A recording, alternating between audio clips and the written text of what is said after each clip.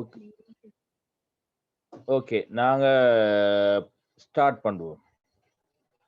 அசைவுன்றது என்னன்னு சொல்லி பாருங்க. அப்ப அசைவுன்றது என்னது? அசைவுன்றது ஒரு ஒரு பகுதியோ அல்லது முழு உடலிலோ ஏற்படுகின்ற ஒரு மாற்றம். நாங்க இப்படி அசைஞ்சிட்டு இருக்கிறது அதுதான் நாங்க அசைவுன்னு சொல்லி சொல்லுவோம். இப்போ இதுல அசைவுக்கு என்ன போடப்பட்டிருக்கு பாருங்க. அப்போ அங்கிகளின் முழு உடலும் அல்லது ஒரு பகுதியில் நிகழும் மாற்றம் தான் அசைவு. சரியானே? இப்ப தனிக்கல அங்கிகள் அசைவுக்காக சில பகுதிகளை கொண்டிருக்கும், விசேடமான புன்னங்கங்களை கொண்டிருக்கும். உதாரணமா எங்களுக்கு தெரியும் எல்லாருக்கும் எது நாங்க இப்போ உதாரணமா அமீபாவுடைய ஒரு அமைப்பு எடுத்தோம்டா இப்படிதான். இது தனிக்கலம் அமீபா இப்படிதான் இருக்கு. அப்போ இந்த இருக்கிற அமைப்புக்கு நாங்க சொல்லுவோம் போலிப்பாதம். போலிப்பாதம்ன்றது என்னது? போலிப்பாதம்ன்றது என்னண்டா அவருக்கு தேவைக்கேற்ற மாதிரி என்னச்சுன்னா அவரோட பாதம் மாறும். இது பாதமா இருக்கு, இன்னும் கொஞ்ச நேரத்துல இவர் பாதமாக மாறிடுவார். அப்ப அது இப்படி வர இவர் உள்ளால இப்படி வந்துடும். அப்ப இதை நாங்க சொல்றது போலிப்பாதம். அமீபாட இடப்பெயர்ச்சிக்காக காணப்படுற அமைப்பு போலிப்பாதம். அதே போல யூக்ளினாட இடப்பெயர்ச்சி அமைப்புக்கு நான் பேர் சொல்லும் சவுக்கு முலை. யூக்ளினாட இடப்பெயர்ச்சி புன்னங்கத்துக்கு நான் பேர் சொல்ற சவுக்கு முலை. சரிதானே? அதே போல நாங்க என்னது பரமேசியத்துக்கு நாங்க பிசிர்கள் சொல்லி சொல்லுவோம். அப்ப பரமேசியத்துல இடப்பெயர்ச்சி புன்னங்கம் பிசிர்கள், யூக்ளினாட சவுக்கு முலை, அதே போல அமீபாட போலிப்பாதம். சரியானே? ரைட். இது ஒரு தனிக்கல விலங்குகள்ல நடைபெறுகின்ற ஒரு அசைவு. பல்கல விலங்குகள் உதாரணமா மனிதன் எடுத்துக்கொள்வோமே. மனிதன்ல அசைவுக்காக வேண்டி காணப்படுகின்ற அமைப்பு தசை. தசைகள் தான் அசைவுக்காக வேண்டி காணப்படுகின்ற அமைப்பு. பல்கல அங்கிகள்ல தசைகள் மூலமாக அசைவு நடக்கும். சரியானே? ரைட். தாவரங்கள்ல நடைபெறுகின்ற அசைவுகளை நாங்க பிரதானமாக 2 வகையாக பிரிக்கிறோம். ஒன்று திருப்ப அசைவு. திருப்ப அசைவு. இரண்டாவது நான் சொல்லுவோம் முன்னிலை அசைவு.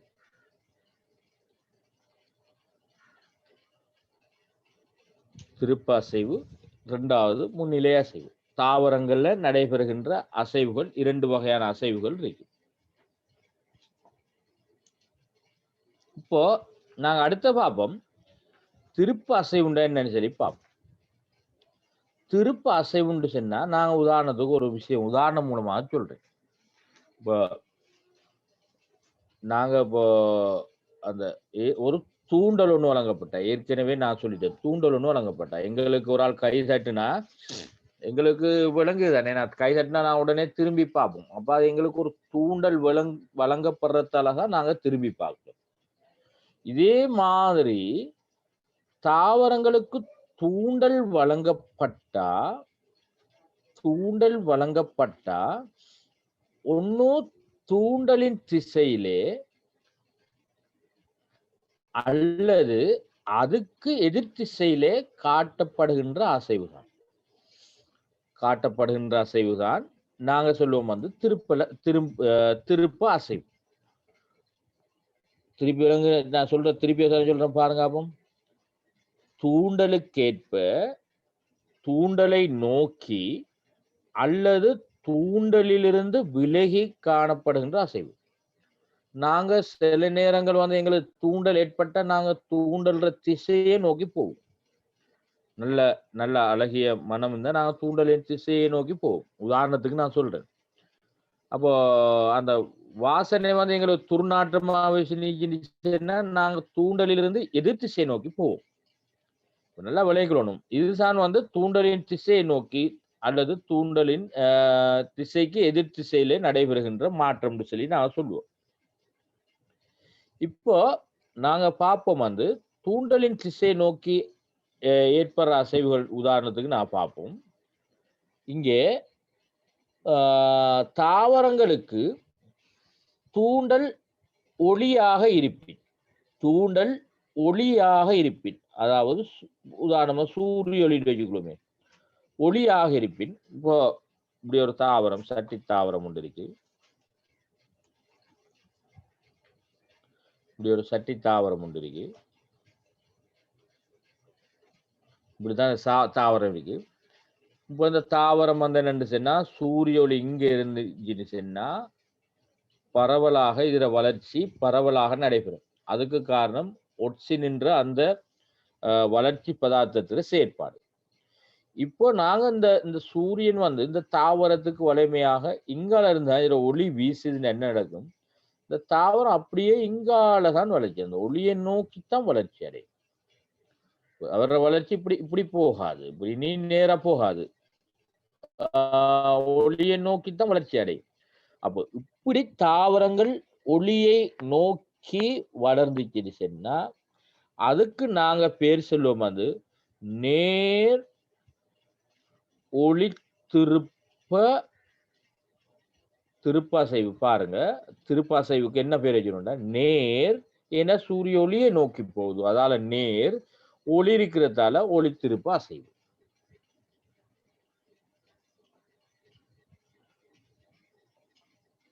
நான் ரிப்பீட் பண்றேன்.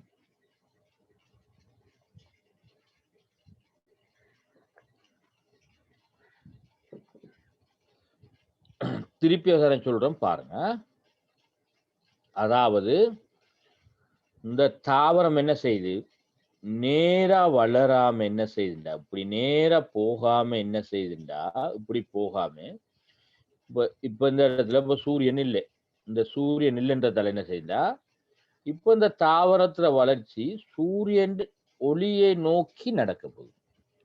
அப்போ இங்கே அவரை நோக்கி நோக்கி போறதால நேர் என்று சொல்லி நான் சொல்லுவோம். நேர் சூரிய ஒளி படுறதால இங்க தூண்டல் ஒளியாக இருக்கிறதால ஒளி திருப்பா செய்யும். ஏன் இஞ்சல தாவரம் இஞ்சல போகுது சொல்லுங்களேன் பார்ப்போம். சூரிய ஒளி படுறதால போகுது. அப்ப இஞ்சல நாங்க இவருக்கு நாங்க சொல்ற பேர் வந்து நோக்கி போறதால நேரன்னு சொல்லுவோம். ஒளி தூண்டல் இருக்கிறதால தூண்டலாக இருக்கிறதால ஒளி திருப்பாசை அப்படி சொல்லி சொல்லுவோம். இப்ப இந்த வேர்கள் எங்களை போகுதுன்னு சொல்லுங்க. வேர்கள் வந்து சூரிய ஒளியை எதிர்த்து சில கீழ் நோக்கி போகுது. வேர்கள், இந்த வேர்கள வளர்ச்சி கீழ் நோக்கி. அப்ப சூரிய ஒளிக்கு எதிர்த்து செயல். ஆகவே இது நான் எதிர் ஒளி திருப்ப அசைவுன்னு சொல்லி நான் சொல்லுவோம். எதிர் ஒளி திருப்ப அசைவு. அப்போ அசைவு திருப்ப அசைவுலயே ரெண்டு இருக்கு. ஒன்று நேர், அடுத்து இன்னொன்னு இருக்கு எதிர். நாங்க அடுத்தது அந்த தூண்டலுக்கு ஏற்ப பேர் வைப்போம். நேர் ஒளி திருப்ப அசைவு, எதிர் ஒளி திருப்ப அசைவுன்னு சொல்லி தூண்டலுக்கு ஏற்ப நாங்க பேர் வைப்போம். சரிதானே? அப்ப இங்க நான் உதாரணத்துக்கு ஒளியை ஒரு தூண்டலாக எடுத்தோம்டா நேர் ஒளி திருப்ப அசைவு, தாவரங்கள் அங்குர தொகுதி என்ன செய்யா சூரிய ஒளியை நோக்கி வளர்றது. சரியான பாக்குறீங்க? அடுத்தது சூரியன் ஒளிக்கு எதிர் திசையில வேர்கள் வளர்றதால நாங்க எதிர் ஒளி திருப்ப அசைவுன்னு சொல்லி நாங்க இங்க சூரிய ஒளிய வச்சு நாங்க சொல்றோம். சரியா? எல்லாருக்கும் விளங்குனிச்சா? அப்போ நல்ல தெளிவா அவதானிச்சு கொள்ளுங்க. அப்ப நேர் ஒளி திருப்ப அசைவு, எதிர் ஒளி திருப்ப அசைவுன்னு சொல்லியிருந்தா என்னன்னு சொல்லிட்டு நாங்க பார்த்துட்டோம். இதுல இன்னும் நான் உங்களுக்கு உதாரணம் சொல்லுவேன், பாருங்க. அடுத்த விஷயத்துக்கு பார்ப்போம்.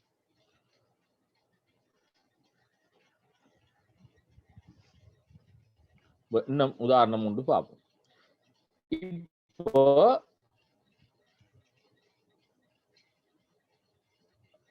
இப்போ தூண்டலாக புவியீர்ப்பு விசையை நாங்க பார்ப்போம். புவியீர்ப்பு விசை ஒன்று இருக்குதானே, தாவரங்கள் எல்லாருக்கும் புவியீர்ப்பு விசை தொழிற்படும்.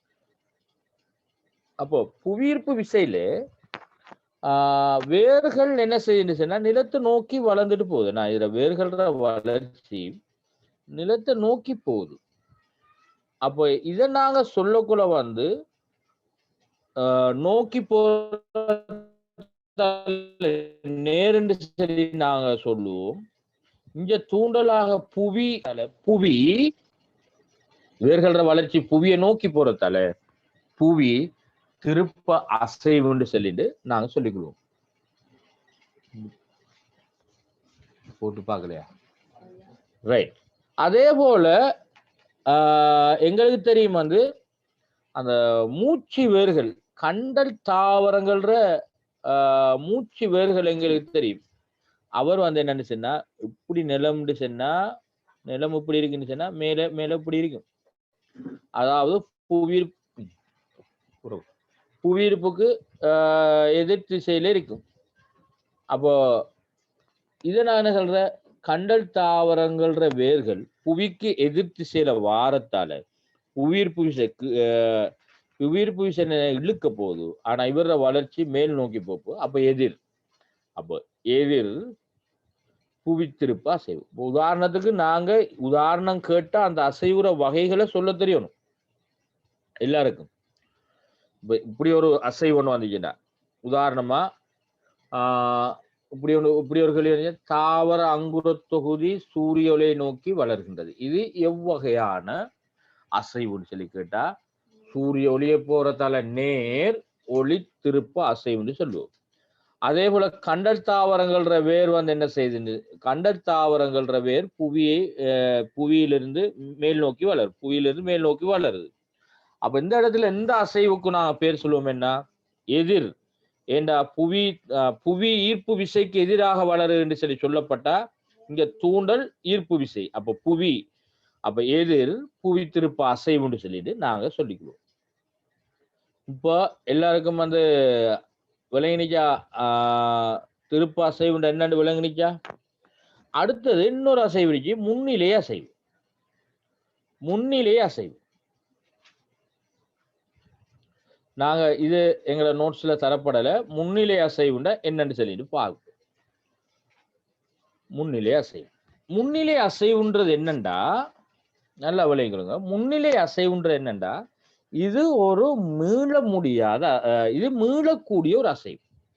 உதாரணமா நாங்க சொல்லுவோம், ஒரு தொட்டாற் சுருங்கி தாவரத்தை தொட்டவுடன் வந்து என்ன செய்யண்டா இலைகள் வந்து அப்படியே சுருங்கி போயிருது.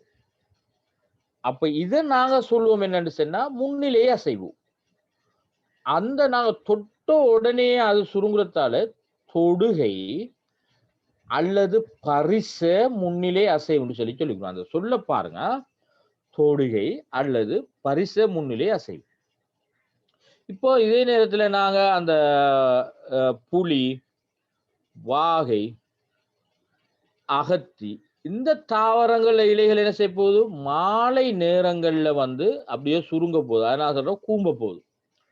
இதை நாங்க சொல்லுவோம், அது இரவு நேரத்துல அந்த இலைகள் கூம்புறத்தால நாங்க இவருக்கு பேர் சொல்லுவோம் வந்து உறக்க முன்னிலை அசைவு. தொடுகை முன்னிலை அசைவு ஏற்கனவே பார்த்தா, இது உறக்க முன்னிலை அசைவு. தொடுகை முன்னிலை அசைவு உறக்க முன்னிலை அசைவுக்கான காரணம் என்னன்னு சொன்னா அங்கே ஏற்படுற வீக்க அமுக்கம். இத கொஞ்சம் எல்லாரும் விலகிக் கொள்ளுங்க. வீக்க அமுக்கம் காரணமாகத்தான்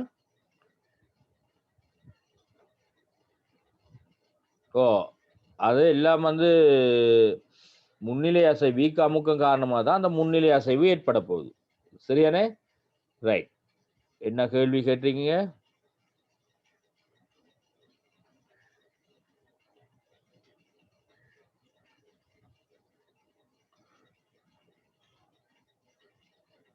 அல்காக்கள்ற அசைவு முன்னிலை அசைவுன்னு சொல்லியா கேட்டீங்க. இப்போ நாங்க ரெண்டு விஷயத்தையும் விளங்கிக் கொள்ளுங்க. என்னண்டா, ஒரு அசைவு நடந்துச்சுன்னு சொன்னா, உதாரணத்துக்கு வந்து இப்ப தாவரங்கள் சூரிய ஒளியை நோக்கி அசைவுன்னு வச்சுக்கோங்களேன். அந்த அசைவு நடந்துச்சுன்னு சொன்னா அந்த அசைவு என்னண்டா மீள முடியாது. சரியானே? மீள முடியாதுன்னு என்ன அர்த்தம்னு சொன்னா அது வந்து அப்படியே பெருத்துச்சுன்னு சொன்னா பெருத்ததுதான், திருப்பி போகுது. ஆனா வேர்கள் வளர்ந்துச்சுன்னு சொன்னா வளர்ந்ததுதான், அது மீள முடியாது. மீளக்கூடிய அசைவுகள் எல்லாம் முன்னிலை அசைவு. அவர் பழைய நிலையை அடைகிற அசைவுகள் எல்லாம் முன்னிலையா அசைவு. இதை நீங்க விளங்கினீங்கன்னு சொன்னா உங்களுக்கு மிச்ச விஷயங்கள் தெளிவா வரும். Right, okay. இப்போ அதை நான் பார்த்துட்டோம். இப்போ அடுத்தது இனப்பெருக்கம்டா என்னன்னு சொல்லிட்டு பார்ப்போம். இனப்பெருக்கம்னு சொல்றது என்னது? இனப்பெருக்கம்னு சொல்றது உண்மையிலே நாங்க ஒரு புதிய அங்கி ஒன்று தோற்றுவிக்கப்பட போகுது.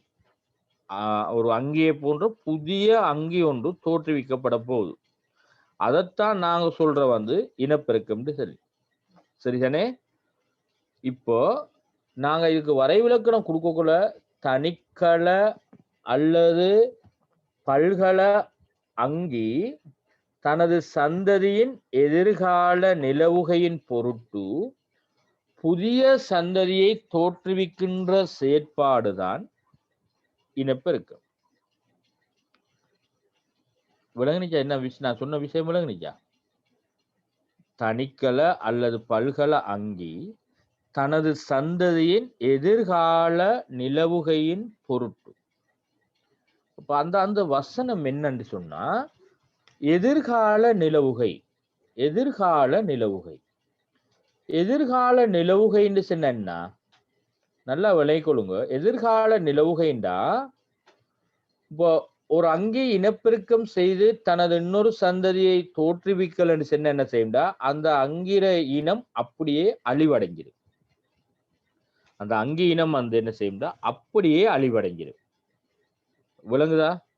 அப்போ அந்த அழிவுல இருந்து பாதுகாக்கிறதுக்கு என்னன்னு சொன்ன அந்த அழிவுல இருந்து பாதுகாக்கிறதுக்கு அந்த சந்ததி என்ன செய்யுச்சுன்னா அந்த அங்கிகள் என்ன தன்னுடைய சந்ததியை உருவாக்கி பேரை சொல்லணும். இது எந்த சந்ததி தான், இல்லாட்டி அந்த சந்ததி சொல்லும் நான் இந்த பரம்பரையிலிருந்து வந்தேன்.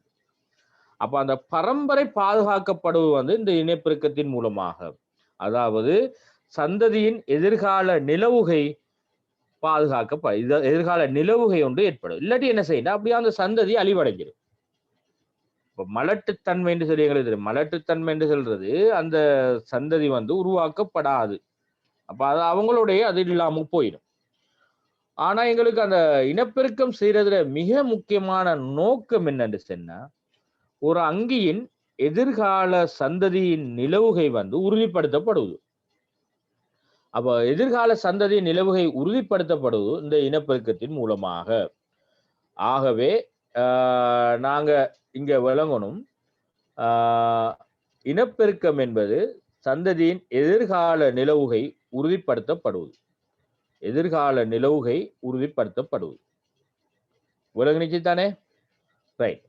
இப்போ இந்த இனப்பெருக்கத்துக்கு இனப்பெருக்கத்துல வகைகள் 2 வகையான இனப்பெருக்கம் காணப்பட போகுது. ஒன்று இலிங்க மில்முறை இனப்பெருக்கம், அடுத்து இன்னொன்னு இலிங்க முறை இனப்பெருக்கம். இலிங்க மில்முறை இனப்பெருக்கம் இது தாவரங்கள்ல அல்லது ஏனைய தாழ்வகை அங்கிகள்ல ஏற்படக்கூடியது.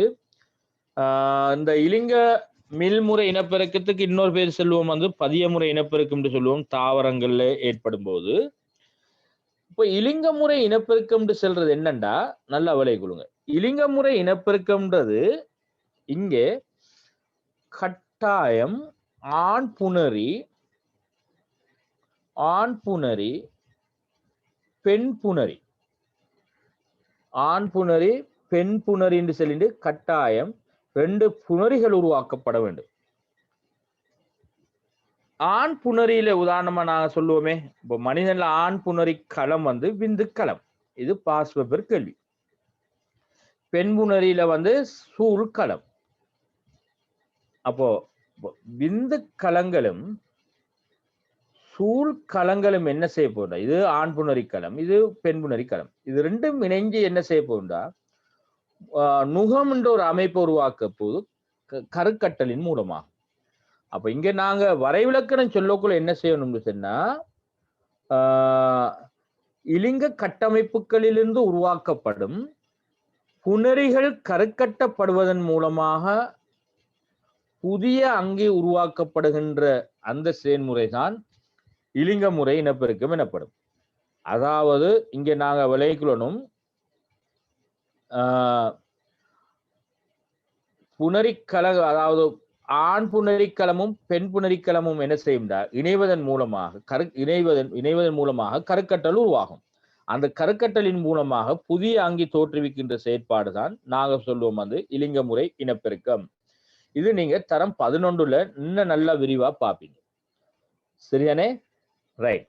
ஓகே. அடுத்த இலிங்க மில்முறை இனப்பெருக்கம்ன்றது என்னது? முதிர்ச்சி அடைந்த அங்கி ஒன்றின் வித்திகள் பதிய பகுதிகளிலிருந்து புதிய அங்கிகள் உருவாக்கப்படுகின்ற செயல்முறை. உதாரணத்துக்காக நாங்க துண்டாதல், அரும்புதல், பிளவுகள், நிலக்கல் தண்டுகள் மூலம் சொல்லி நாங்க இங்கே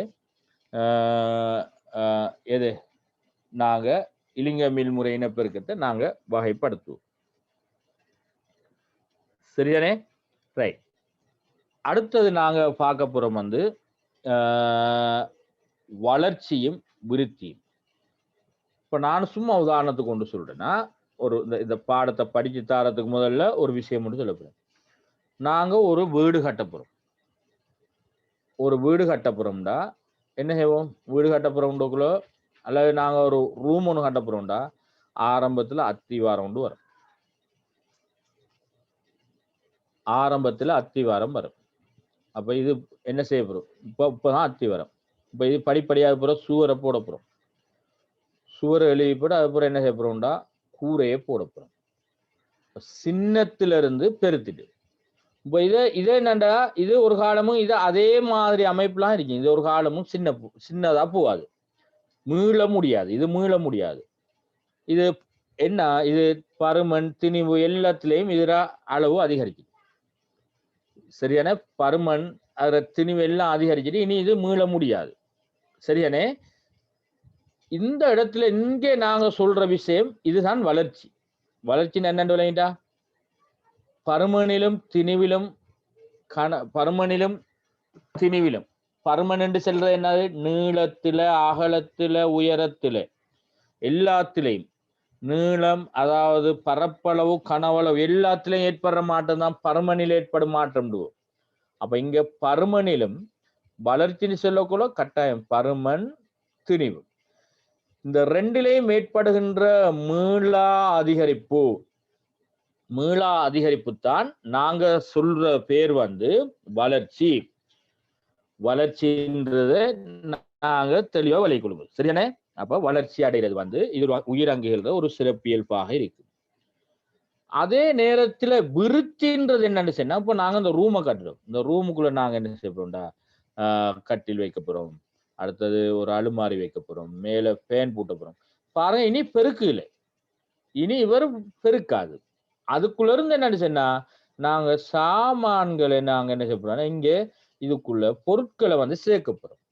இதை நாங்க சொல்ற வந்து சிக்கல் தன்மை அடைகின்றது நாங்க சொல்லுவோம் வந்து என்னன்னா விருத்தின்றது பெருசா போகாது, நல்ல விளைங்களும் வளர்ச்சி அடையாது. அதுக்குள்ள இருக்கிற சிக்கல் தன்மை அதிகரிக்கும். ஒரு நாடு அபிவிருத்தி அடைந்து சொன்னா அங்க எல்லா இதுவும் காணப்படும். விருத்தி அடைஞ்சிட்டு அபிவிருத்தி அடைந்து வருகின்றது என்ன அர்த்தம்? இப்பதான் அவருக்குரிய அந்த எல்லா வளங்களும் வந்து சேருது என்று சொல்லிட்டு அர்த்தம். விருத்தின்றது என்னன்னு சொன்னா அங்கே களங்களில் ஏற்படுகின்ற சிக்கல் தன்மை அதிகரிக்கிறது தான் நாங்க விருத்தின்னு சொல்லி சொல்லுவோம். விருத்தி அங்க சிக்கல் தன்மை அதிகரித்ததை தான் நாங்க விருத்தின்னு சொல்லி சொல்லுவோம். அப்போ வளர்ச்சின்றது வளர்ந்துட்டு போறது, பெருசா போறது, அது எல்லாரும் தெரியும். இப்ப விருத்தின்னு சொன்னா அதுக்குள்ள ஏற்படுற களங்களின் வந்து சிக்கல் தன்மை அதிகரிக்கிறது நான் சொல்ற வந்து விருத்தி என்று நாங்க சொல்லுவோம். அப்போ வளர்ச்சியும் விருத்தியும் வந்து 3 படிமுறைகளுக்கூடாக நடைபெறும். அங்க 3 படிகள் தரப்படி. முதலாவது என்ன? இது மீள முடியாத வகையில களங்கள் பருமனில் அதிகரித்தது. முதலாவது களங்கள் மீள முடியாத வகையில பருமனில் அதிகரித்தது. 2வது பருமன்ல அதிகரிக்கிறது. அடுத்த 2வது களங்களின் எண்ணிக்கை அதிகரித்தல். இதுக்கு என்ன களங்கள் எண்ணிக்கை அதிகரிக்கிறதுனா களப்பிரிவு நடக்கணும். களப்பிரிவு இளையிறு பிரிவு கட்டாயம் இளையிறு பிரிவு நடக்கணும். இது ஏற்கனவே பார்த்தோம் 6வது யூனிட். 3வது களங்கள் வியத்தம் அடையுது. இதுதான் விருத்தி. களங்கள் வியத்தம் அடையுது. அங்க அதுல சிக்கல் தன்மைகள் அதிகரிக்கிறது. இந்த 3 நான் என்னன்னு சொன்னா கள வளர்ச்சியும் கள விருத்தியும் நடைபெறுகின்ற படிமுறை.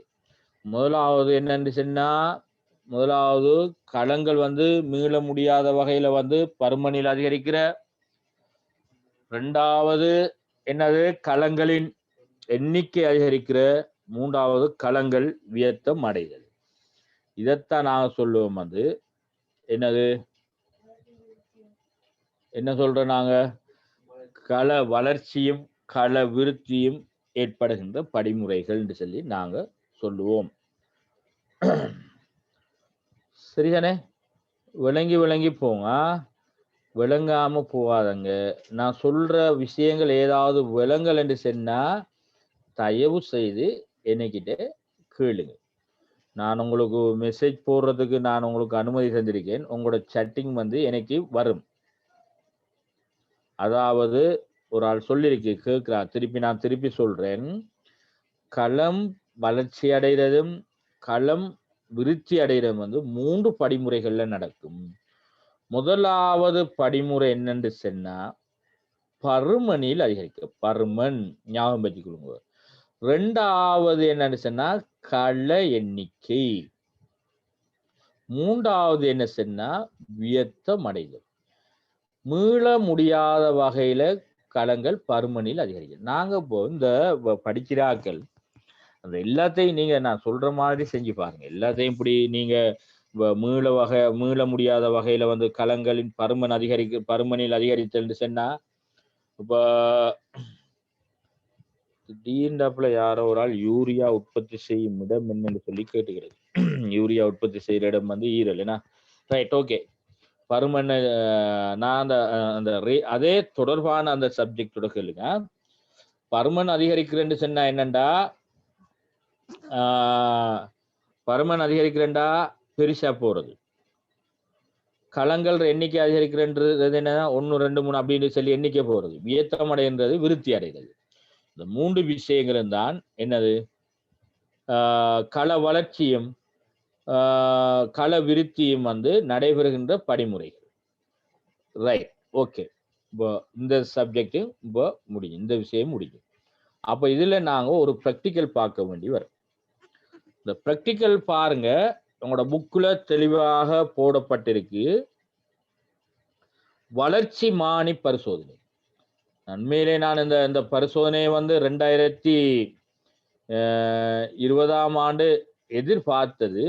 நான் இந்த கேள்வி எதிர்பார்த்தானா வரல.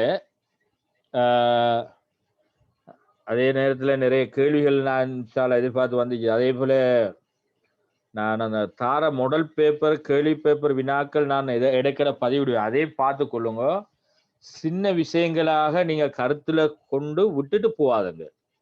சிலாக்கள் என்ன செய்யணும், இது சின்ன விஷயம் தானே, இது விலங்கு தானே விஷயமே செஞ்சு பாருங்க. நீங்க கேள்விகளை நாங்க அடிக்கடி செய்யணும். எங்களுக்கு ஒரு தியரி ஒன்று விளங்குறேன்டா கேள்விகளை செஞ்சு பார்க்கணும். நாங்க ஒரு வளர்ச்சி பரிசோதனையை வளர்ச்சி மானைக்குரிய ஒரு தாவர வளர்ச்சியை காட்டுறதுக்குரிய ஒரு பரிசோதனை அமைப்பு தான் தரப்பட்டு. சரியானே? இந்த இருக்கிற அமைப்புக்கு நாங்க பேர் சொல்ற இதை நாங்க பேர் சொல்றோம் அளவிடை. இது காட்டி, இது அளவிடை, இது காட்டி, இது என்ன வரைக்கும் கப்பி. இது ஒரு மெல்லிய நூல் அல்லது நாங்க இழைன்னு சொல்லிக்கிறோம். இழை. இது ஒரு பாரம் ஒன்று வச்சு கிடக்கு, சுமை ஒன்று வச்சு கிடக்கு. இது தாவரம், இது தாவர சாடி. தாவர சாடி. இப்ப என்ன நடக்க போகுதுன்னு சொன்னா, இப்போ நாங்க இந்த தாவரம் என்னன்னு சொன்னா இந்த சுமையொன்று தொங்க விடாட்டி இந்த நூலினால ஒரு பாரம் ஒன்று ஏற்படாது. ஏன்னா நூலுக்கு ஒரு பாரம் ஒன்று ஏற்படாது. தாவரங்கள் என்ன செய்யணும், வளரப்போகுது, மேல் நோக்கித்தானே வளரப்போகுது. இப்போ வளரக்குள்ள என்ன செய்யணும், இந்த சுமை கீழ் நோக்கி இப்படி இவர் மேல் நோக்கி இவர் இழுப்பார், கீழ் நோக்கி இழுப்பார். இழுக்கோக்குள்ள என்ன செய்யும், கப்பி என்னன்னு சொன்னா கப்பி ஒரு சுழலும் என்ன. அப்ப கப்பி சுழலக்குள்ள கப்பியோட தான் நாங்க என்ன செய்யணும் ஒரு காட்டி ஒன்று வச்சிருக்கோமே. இந்த காட்டியும் என்னன்னு சொன்னா ஒரு சுழலு வேணும் சுழலும். அப்போ சுழலக்குள்ள எங்களுக்கு அவர் நல்ல விளைவுகள் ஒரு சின்ன ஒரு சிறிய சுழல்வை சுழன்றாலும் இங்க அளவிட தெளிவாக காட்டப்படும். இங்க அளவிட என்ன செய்ய தெளிவாக காட்டப்படும். சரிதானே? இதுதான் விஷயம். ஏன் பாரம் வைத்து கிடக்கு, ஏன் பாரம் வைத்து கிடக்கு, சுமை ஒன்று வைத்து கிடக்குன்னு சொன்னா அந்த தாவரங்களுக்கு அப்பதான் ஒரு இழுவை மூலமாக தாவரங்கள வளர்ச்சி நடைபெறும் போது கப்பி சுழலும்.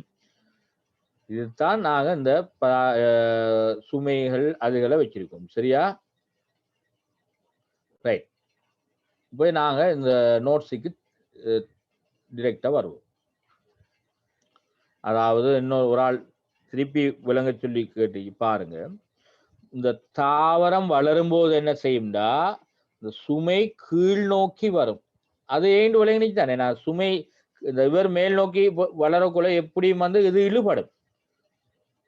இவர் மேல் நோக்கி வளரக்குள்ள இது இழுபடும்.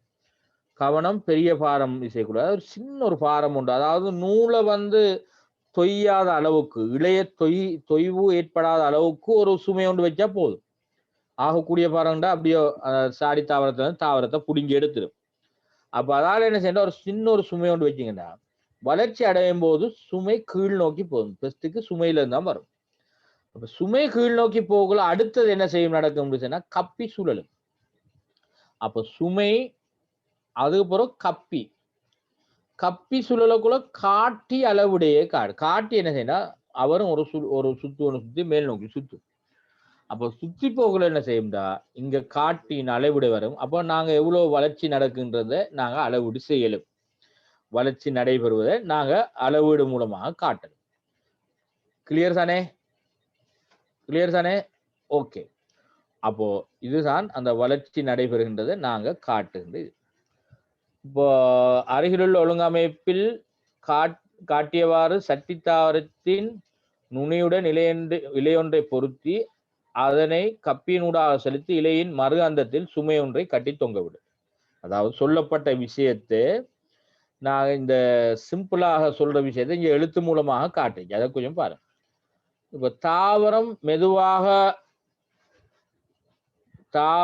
மெதுவாக வளர்ச்சி அடைந்தாலும் கப்பியுடன் பொருத்தப்பட்டுள்ள காட்டினால் பெரிய அளவிடை காட்டப்படும். இதுதான் அந்த விஷயம். இதோட அந்த வளர்ச்சி காட்டியம். இப்போ நாங்க இதுவரைக்கும் படிச்ச பாடத்துல நாங்க என்னென்ன ஞாபகப்படுத்துங்க பார்ப்போம். அங்கிகளின் சிறப்பியல்புகள் என்னென்ன பார்த்தோம். ஒன்றை ஞாபகப்படுத்துங்க பார்ப்போம். ஒன்று கள ஒழுங்கமைப்பு. இரண்டாவது போசனை.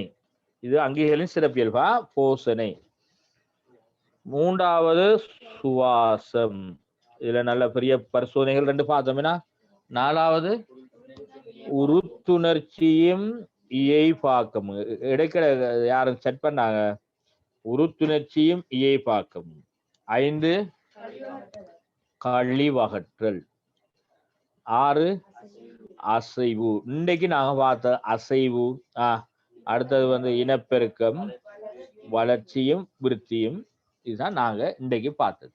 கிட்டத்தட்ட 1 2 3 4 5 6 7 சிறப்பியல்புகள் படிச்சிட்டோம். சரியானே? 7 சிறப்பியல்புகள் மிக முக்கியமான எப்படியும் சோதனைக்கு வரும். இதுல எப்படியும் கேள்வி வரும். இதை நீங்க விளங்கிக் கொள்ளுங்க. அவ்வளவுதான். இதுல இந்த இது இப்போ நாங்க அடுத்து நாங்க பார்க்கணும் வைரஸ். அடுத்து நாங்க பார்க்க போற அமைப்பு வைரஸ். இப்போ வைரஸை நாங்க ஏன் தனியா பார்க்க வேண்டிய தேவை ஏற்படுதுன்னு சொன்னா இந்த வைரஸ் வந்து உயிர் உள்ளதா உயிரற்றதான்னு சொல்லி கேள்வி. உயிர் உள்ளதா உயிரற்றதா 2020ஆம் ஆண்டு பார்ட் 1லயும் ஒரு கேள்வி வைரஸ் தொடர்பான ஒரு கேள்வின்னு வந்துருக்கு. சிலார்கள் அது உயிர் உள்ளதுன்னு சொல்லிச்சேன்னா அவருக்கு நாங்க பார்த்த வளர்ச்சி இல்லை, சுவாசம் இல்லை, உறுத்துணர்ச்சி இல்லை, கழிவகற்றல் இல்லை, எந்த ஒரு உயிர் செயல்முறையிலையும் வந்து பெரும்பாலான உயிர் செயல்முறைகள் இல்லை. அப்ப நாங்க அவரை உயிர் உள்ளதுன்னு சொல்லி நாங்க எடுத்தோம்னு சொன்னா ஸ்கிரீன் வருவது இல்லையா?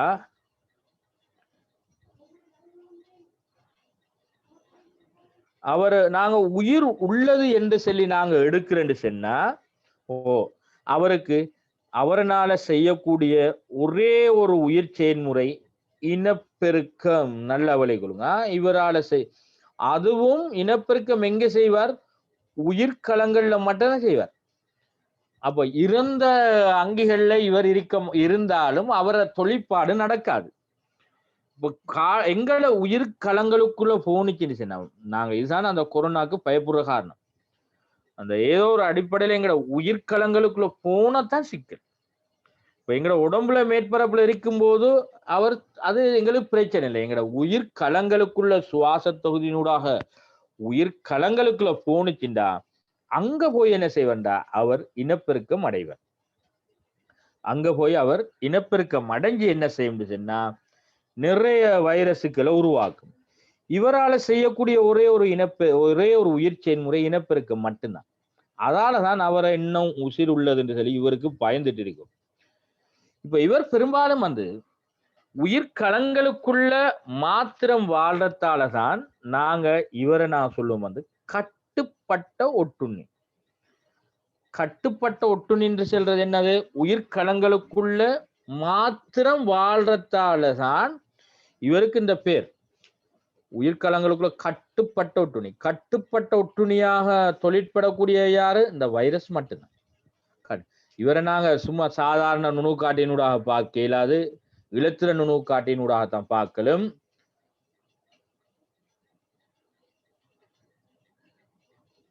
இறந்த களத்திலிருந்து உயிர்கலங்களுக்கு தொற்றுமான்னு சொல்லி கேட்டா அங்க ஒரு காவி இருந்தா தானே தொற்றும். ஏன்னா இப்போ உதாரணமா ஒரு ஆள் கேள்வி கடிச்சு வைரசுகள் இறந்த உடலிலிருந்து உயிருள்ள இடத்துக்கு போறன்னு சொன்னா ஏதாவது ஒரு வைரஸ் தன்னாலே போறல. நல்லா விளையுங்க. வைரஸை கொண்டு போறதுக்கு ஒரு கட்டாயம் ஒரு காவி ஒன்று அவசியம். காவில யாரு கொண்டு போறதுக்கு ஒரு ஆள் தேவை. இப்போ உதாரணமா ஆபோ வைரஸ் ஒரு வைரஸ் ஒன்று இருக்கு, எல்லாருக்கும் தெரியும். டெங்கு நோயை ஏற்படுத்தக்கூடிய வைரஸ் தான் ஆபோ வைரஸ். இந்த ஆபோ வைரஸை கொண்டு போற காவி யாருன்னு சொல்லுங்க.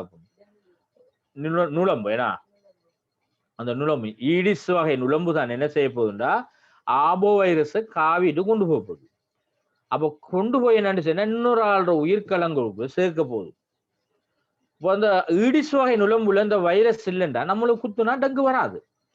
அப்ப அந்த நுளம்புக்குள்ள அந்த வைரஸ் இருந்தா மட்டும்தான். அதுதான் நான் சொல்லுவோம் காவிகள் சொல்லி அவரை காவிகள் சொல்லுவோம். இப்போ நாங்க எங்களுக்கு அந்த கொரோனா நோயை ஏற்படுத்துற வைரஸ் காவியாக எது தொழிற்படுது? மனிதன் தொழிற்பட்டாலும் அங்க என்ன செய்யுது? வலி மூலமாக ஊடகம் அங்க கடத்தப்படுற ஊடகம் வலி. மனிதன் காவியாக இருந்தாலும் ஊடகம் வலி. இப்போ அவர் ஒரு ஆள் நம்மோட முனுக்குள்ள இருக்கார். அவர்கிட்ட இருந்து எந்த கதையுமே அவர் கதைக்கல. அவர்கிட்ட ஒரு கொரோனா வைரஸ் இருக்குன்னு சொன்னா அவர் தும்முனாலேயோ அல்லது ஏதோ அவர் உமிழ்நீர் மூலமாக அந்த வைரஸ் எங்களுக்கு தொற்றுதல் வழி மூலமாக வந்து எங்கட உயிர்கலங்களுக்குள்ள போனுச்சுன்னா தான் எங்களுக்கு அந்த நோயில பாதிப்பு ஏற்படும். அப்போ ஒரு ஆள் மரணிச்சா அதுல அந்த வைரஸ் அதுல வைரஸ் என்னன்னு சும்மா அப்படியே இருக்கும், பளிங்குகளாக இருக்கும். அது எக்ஷன் இல்லை. எக்ஷன் எப்போ வரும்டா உயிர்கலங்களுக்குள்ள போனா மட்டும்தான் எக்ஷன் இருக்கும். நல்லா தெளிவா விளைய கொள்ளுங்க. உயிர்கலங்களுக்குள்ள போனா மட்டும்தான் அவர் எக்ஷன் காட்டப்படும். சரியா? ரைட். இப்போ அடுத்தது பார்ப்போம்னா இந்த வைரஸ் கள ஒழுங்கமைப்பு இந்த வைரஸுக்கு இல்லை. கள ஒழுங்கமைப்பு இல்லை இந்த வைரஸுக்கு. கள ஒழுங்கமைப்பு இல்லைன்னா களம்னு சொன்னா களத்துக்குரிய அடிப்படை பண்புகள் என்னன்னு சொல்லி பார்க்கணும். களத்துக்குரிய ஒரு முதல் மென்சாவு இருக்கணும். ஆக குறைஞ்சது முதலொரு மென்சாவு இருக்கணும். முதலொரு மென்சாவுக்குள்ள கரு புன்னங்கங்கள் எல்லாம் இருக்கணும். ஆனா இவருக்கு அப்படி இல்லை. இவர் பிரதானமாக 2 பகுதியை கொண்டிருக்கு. ஒன்று புரத உரை, 2வது நியூக்ளிக் அமிலம். புரத உரை, 2வது நியூக்ளிக் அமிலம். நியூக்ளிக் அமிலம் DNA அல்லது ஆர்என்ஏ மட்டும்தான் இருக்கும். நியூக்ளிக் அமிலம் டிஎன்ஏ அல்லது ஆர்என்ஏ. நல்லா விளைக்கலாம். டிஎன்ஏ ஆர்என்ஏயும் ஒரு வைரஸ்ல ரெண்டும் சேர்ந்து ஒரு வைரஸ்ல இருக்கையிலாகும். ஒன்று டிஎன்ஏ இருக்கணும் அல்லது ஆர்என்ஏ இருக்கணும். அப்ப புரத உரையும் நியூக்ளிக் அமிலம் தான் ஒரு வைரஸ் ஆக்கப்பட்டிருக்கு. ஆகவே ஒரு கள ஒழுங்கமைப்பு இல்லை இவருக்கு. சரியானே? கள ஒழுங்கமைப்பு இல்லாதால இவரை நாங்க கள ஒழுங்கமைப்பற்ற அங்கிகள் என்று சொல்லி சொல்லுவோம். அப்ப இவர்ல புரத உரை காணப்படும். அடுத்த நியூக்ளிக் அமிலம். நியூக்ளிக் அமிலமாக டிஎன்ஏ அல்லது ஆர்என்ஏ காணப்படும். டிஎன்ஏயும் அதாவது வைரஸ் இலத்திர நுணுக்கு காட்டிக்குரிய அங்கி. இதை நாங்க ஒளி நுணுக்கு காட்டியால பார்க்க இயலாது. உயிருள்ள களங்களில் மாத்திரம் இனப்பெருக்கம் அடைகிறதால இவரை நாங்க கட்டுப்பட்ட அங்கிகள் என்று சொல்லி சொல்லுவோம். கள ஒழுங்கமைப்பு இல்லை. இவர் பிரதானமாக 2 பகுதிகளை கொண்டிருக்கும். ஒன்று புரத உரை, நியூக்ளிக் அமிலம். நியூக்ளிக் அமிலத்தை சூழத்தான் புரத உரை இருக்கும். இது நியூக்ளிக் அமிலம்டா அதை சூழ என்ன செய்யண்டா புரத உரை இருக்கும். சரியானே?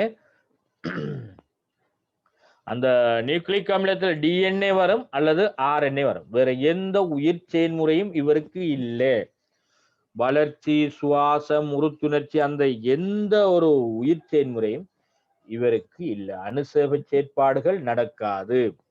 இவரை நாங்க கட்டுப்பட்ட ஒட்டுண்ணின்னு சொல்லுவோம். என்ன காரணத்துக்காக வேண்டின்னு சொன்னா இவர் உயிருள்ள களங்கள்ல மாத்திரம் இனப்பெருக்கம் அடையறதால. டிஎன்ஏ ஆர்என்ஏன்னு சொல்லி கேட்டீங்கன்னா நீங்க கொஞ்சம் முதலாவது அலகுல நியூக்ளிக் அமிலங்கள்னு ஒரு பாடம் இருக்கு. அதை கொஞ்சம் பார்த்துக்கொள்ளுங்க. நியூக்ளிக் அமிலம் டிஎன்ஏ ஆர்என்ஏ என்னன்னு சொல்லிட்டு ஒரு ஆள் கேட்குது. அதை கொஞ்சம் பாருங்க.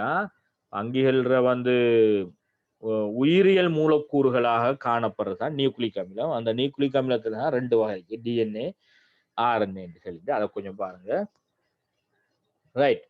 அடுத்தது அந்த என்னது தாவரங்கள்ல இந்த வைரஸால ஏற்படுத்தப்படுற நோய்கள். தாவரங்கள்ல இந்த வைரஸால ஏற்படுத்தப்படுற நோய்கள் இங்கே காட்டப்பட்டு என்னென்ன நோய்கள் இருக்கு.